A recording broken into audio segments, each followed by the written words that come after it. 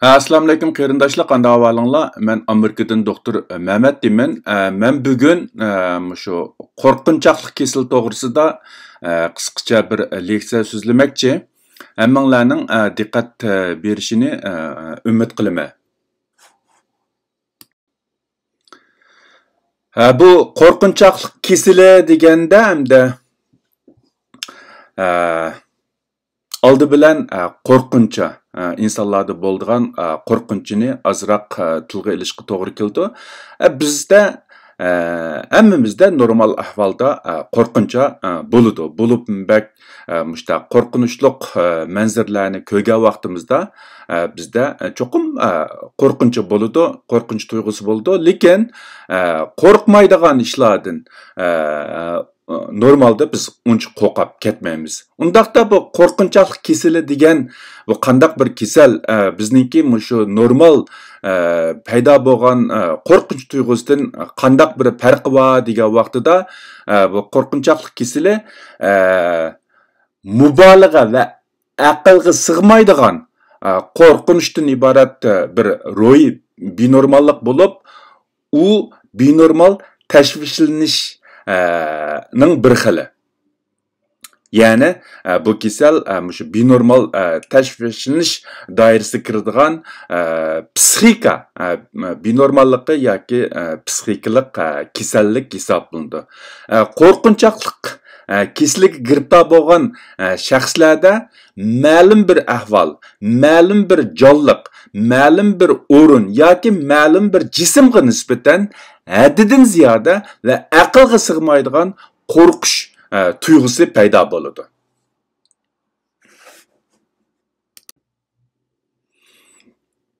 Undaqda qo'rqinchaqlik kasalniki qandaq alomatlari bo'ladi yoki qo'rqinchaq kasaliga giribtor bo'lgan insonlarda qandaq alomatlar bo'ladi degan vaqtida qo'rqinchaqlik kasaliga giribtor bo'lgan odamda tuvandagi alomatlar ko'rildi. Birinchi, qo'rqinch manbasiga yo'liqqanda kontrol qilg'ili bo'lmaydigan tashvishlanish va qo'rqish tuyg'usi paydo bo'ldi. Ikkinchi, har qanday badal to'lashdan qat'iy nazar bu insonlar amal qilib qo'rqinchi paydo qiladigan manbadan o'zini qochirishga tirishadi. Uchinchi, qo'rqincha paydo qiladigan manbaga yo'liqqanda aqli hushi va normal tafakkurni yo'qotish, qo'li ishga barmaslik, uxlay olmaslikdek ahvollar ko'rildi. To'rtinchi, qo'rqinchining aqlga sig'maydigan va mubolag'a ekanligini bilib tursa-mu, o'zining u qo'rqincha tuyg'usini kontrol qila olmaydi.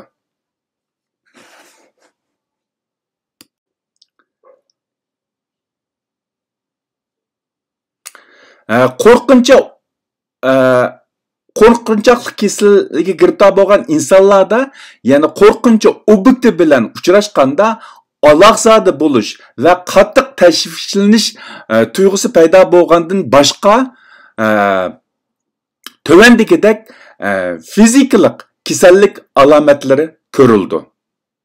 Birinchisi, terlash, qizish yoki to'nglash, ya'ni butun badanni titrak besish. Ikkinchisi, binormal nafaslanish, nafs siqilish, nafsi bo'g'ilish. Uchinchisi, yurak so'qish tezlashish, ko'krak og'rish yoki chinqilish. To'rtinchisi, oshqozon bearam bo'lish, ko'ngli aynish, ig'zi qurish. Beshinchisi, tafakkur qalaymiqonlashish, mag'dursizlanish. Oltinchisi, bosh qiyish, baş ağrış. Bularning hammasi shu qo'rqinchaqlik kasaliga giribtor bo'lgan insonlar qo'rqincha paydo qiladigan manbaga yo'liqqan vaqtida paydo bo'ladigan shu fizikalik kasallik alomatlar. Albatta, ularda yana boshqa alomatlarmi ko'rilishi mumkin.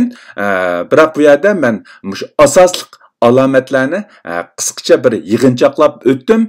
Qarindoshlarningki buni bilgandan keyin o'zida shundaq bir xil alomatlar bormi yo'qmi deb o'z-o'ziga diagnoz qo'yib beqishni umid qilaman.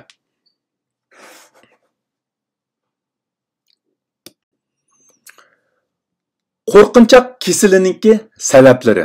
Endi hozir mushu psixika olimlarninki yoki psixika doktorlarining qarashicha inson 30 yoshdan keyin qo'rqinchoq kasallikka giribtor bo'ladigan ahvol odatda ko'p uchirmaydi ekan. Ya'ni mundaq aytgan vaqtida bu kasal giribtor bo'lganlar asosan 30 yoshdan burun bu kasalga giribtor bo'lgan bo'lib, ko'pincha ahvolda qo'rqinchoq kasali odamningki balaliq, o'smirlik davrdan boshlanadi ekan. Balaliq davrdagi mushu bisim, har xil ro'y bisim, qo'rqinchliq hodisa, ya'ni bir qatnash voqeasi yoki bo'lmasa urush, jidal yoki mushu bombalarning portlashi yoki bundaq qo'rqinchli qotillik ansi degandagidek shundaq ahvollarni ko'rish yoki beshidan o'tkazish, aningdan keyin ota-ona yoki oila a'zolarininki qo'rqinchoqlik odatlari, xuy-payli, mijozi mushu qo'rqinchoqlik kasalini keltirib chiqaradigan muhim omillar hisoblanadi.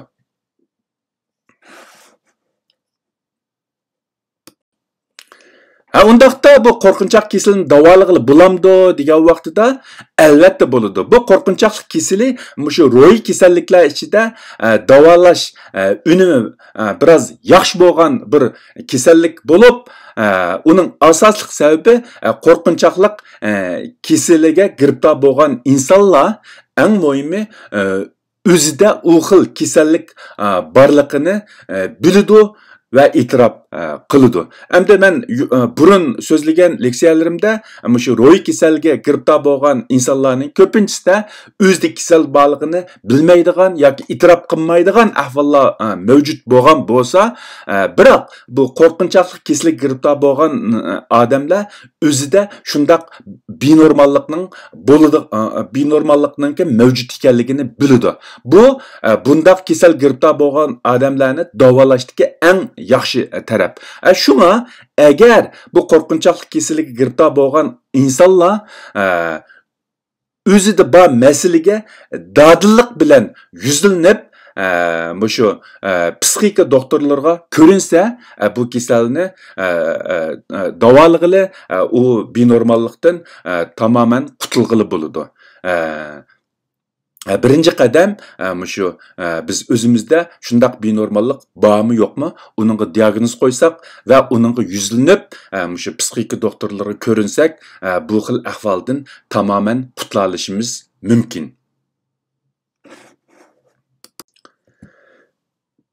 Bugun so'zlamoqchi bo'lgan bu qisqa leksiyani mushu yerda to'xtatmoqchi. Hammanglarningki diqqat berganinglarga ko'p rahmat. Hammamizga Allah salomatlik, sog'lomlik ato qilsin. Xayr xo'sh, Xudoga omonat, kelaqtim ko'rishayli.